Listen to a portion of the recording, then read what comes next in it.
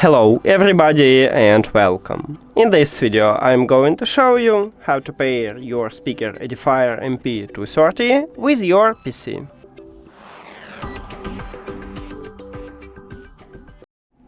You have to start by press one time at the Windows button on your keyboard. Then write Bluetooth, and if you see Bluetooth and other devices, press this line or click Enter. After that, at the right top, we see a button Add Device. You need to press this button. If you have Windows 10, you will see this button at the top.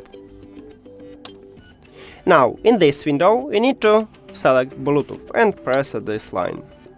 After that, we need to turn on the speaker, so at the bottom we have power button, and you need to press and hold this power button until you will hear a sound.